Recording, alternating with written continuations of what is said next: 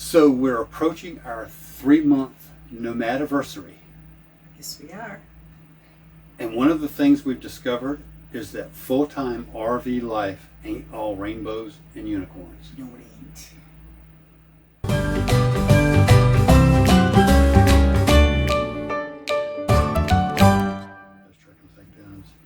Hi, I'm Kathy. I'm Ray.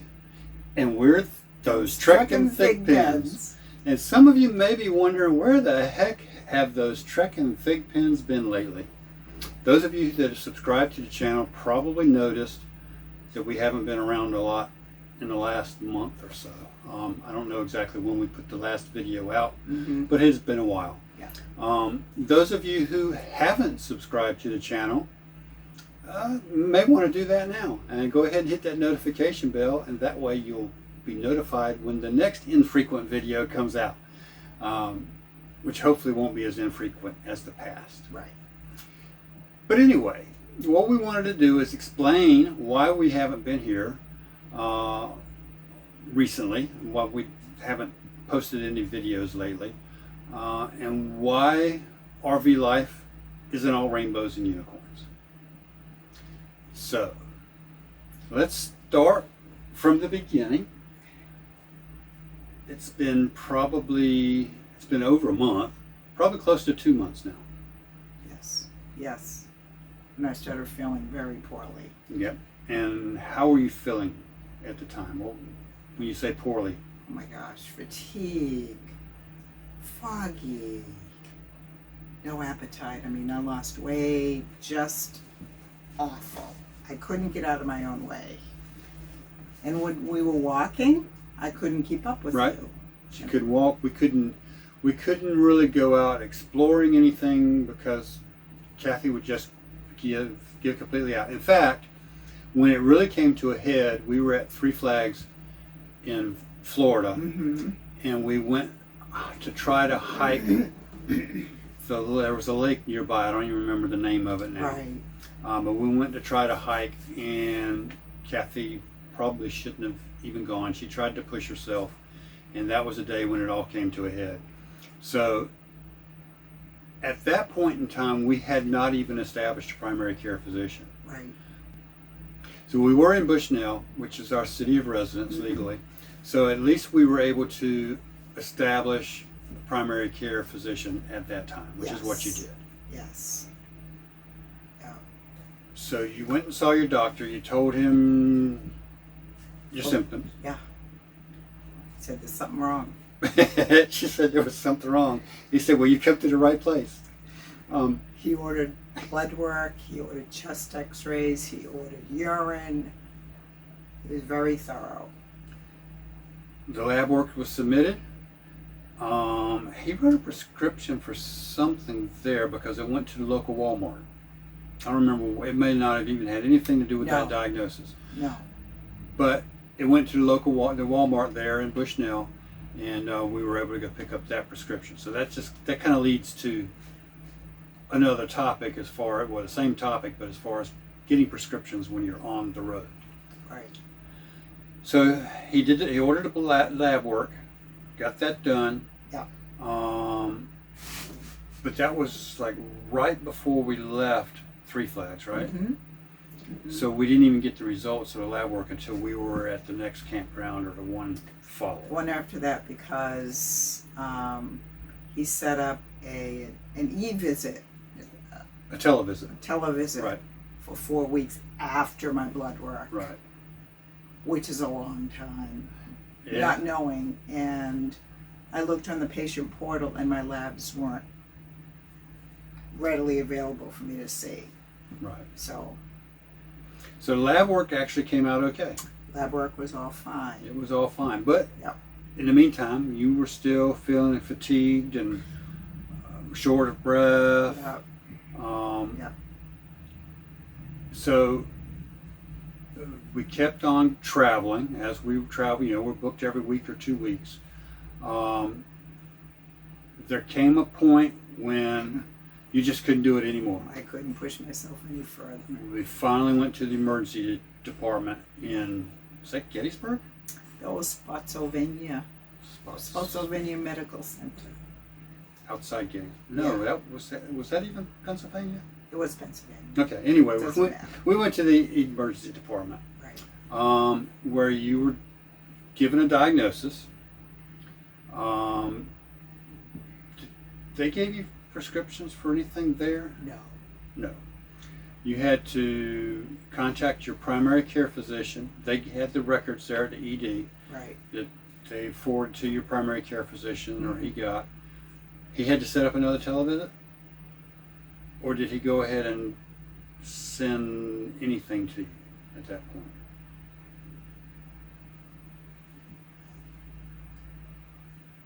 From the ED? Oh. I actually had to call him and tell him what I needed, the two things that I needed. Okay. And he said, all right, I will, let the staff know. One of the items you can't get at the local Walmart. You can't get at a Walmart pharmacy. It has to be ordered or picked up at a medical supply company. Right. And we were out of state. And to pick that up, you needed a prescription from the doctor. Right. Which they can't send a prescription out of state, which is why the doctor's office sends your prescriptions to the Walmart there in Bushnell. Right. They put the prescriptions on hold, and then we go to wherever we are to pick up a prescription from Walmart. Right.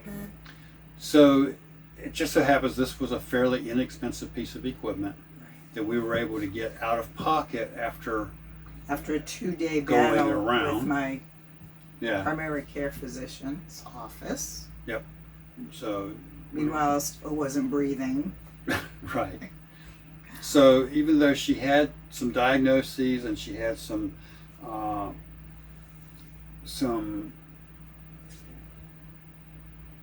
what's the word I'm looking for? Prescriptions.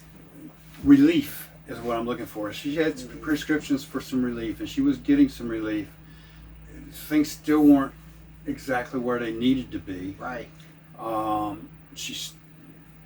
You still couldn't function fully. No. So we ended up going to a urgent care at some point in time after that, did we not? That was before that. That was a couple of days before. Oh, the urgent care is actually where you... Wait, where did you go to the urgent care? For nebulizer treatment. Oh, okay, that's right. And that's what led down the road to getting the equipment and stuff. Right. So you ended up... Oh, I want to know what it was. You did another televisit with your doctor recently. Yes. Within the last week or two. Right. And got some more prescription for some related, some not necessarily related medications. Right. That gave you much more relief. Yes. So now you're able to breathe and function more like yourself, even though you may not be 100% your 90s. Oh my gosh. Well, with the humidity and the heat, I still can't go out and walk or ride my bike. Right, or ring your bell. Or ring my bell. My bike bell. So, yeah, so there are still things. So in Kathy's case, with the diagnosis that she received from the emergency department, she needs to see a specialist. And as we found out, specialists are booked weeks or months in advance. And since we're moving every week to every 2 weeks to every 3 weeks, somewhere in that ballpark, Right. she even called ahead at a couple of places to try to find a specialist, and they were booked out so far that we finally kind of gave up trying to do it on the road because we're going to be back in Florida in October anyway, back in Bushnell. We figured we'd just go back in that general area because, as it turns out, her primary care physician had already sent a referral to a specialist right there in that area in Florida. So we ended up using them and just booking it for October. Yeah, and they can't send a referral out of state either. Right. It has to be in Florida. So 3 to 4 months waiting for a specialist. But in the meantime, our symptoms are managed. Mm-hmm. She's feeling better in general. Yes. So hopefully we can get back to doing some YouTube videos, sharing some more positive aspects of the RV life. something more unicorn and rainbow related. Because we know we don't like drama, but we do want to let you know as a viewer that there are things out there in the full-time RV life that is just done differently than it is when you're in a sticks and bricks. Had we been in our sticks and bricks, it would just be go to the doctor, Right. you get your prescription, go see you set up for a specialist, and it's all right there. But when you're moving state to state, it's just done differently. You can still get it done. It takes a little longer, and the process is a little more involved, but it can definitely be done. Yes. So, we wanted to share that with you, let you know about the whole medical situation on the road, full-time RVing. And we'd also like to hear from you. What are your comments? Have you experienced anything similar if you're a full-time RVer? Do you have any suggestions? Maybe we could have done something differently. Maybe we should be doing something differently now. Right. And is there anything you would like to see as a subscriber to our channel? Is there something you would like to see in our lives, in our full-time RV life? Would you like to see campground reviews? We've done a few. My personal opinion on campground reviews is they tend to drag out too far. It's just hard to give a campground review in 5 minutes and not leave something out. Right. But at the same time, they get drawn out. They're fun to do. They are fun to do. But nobody's going to spend 20 minutes watching a video. No. So maybe highlights of campgrounds or something. Local touristy things.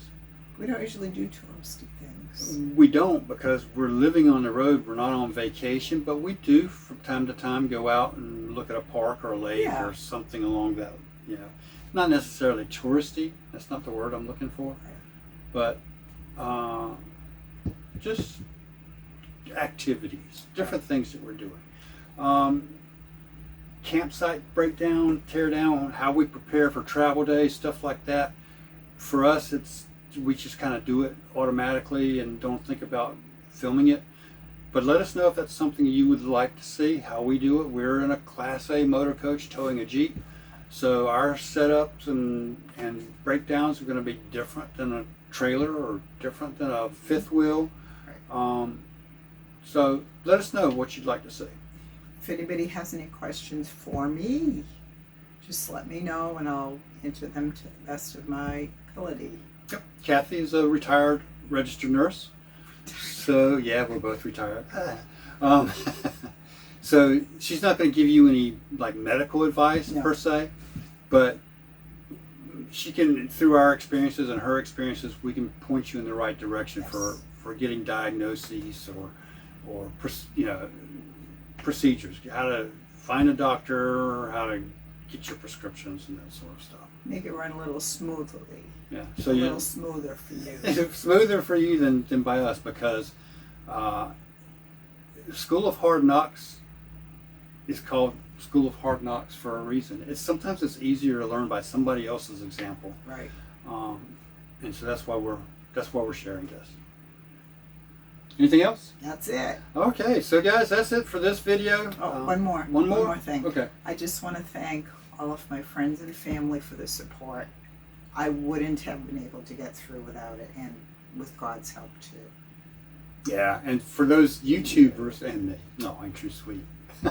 For those YouTube RVers out there that we have met along the way, that we've kind of shared some of this with, who've provided some support and prayers, we really appreciate you as well. Yes. And we hope to see many more of you along the way. Yeah. And share some of these experiences. Yeah, because I love people. Yeah, she does, and that's been one of the bad things about this whole experience, the fact that she hasn't been able to get out. So now she does. All right, so let's wrap this one up, and we will see you guys in the next. No, you will see us guys in the next video, whenever that is. Yes. See ya. Bye.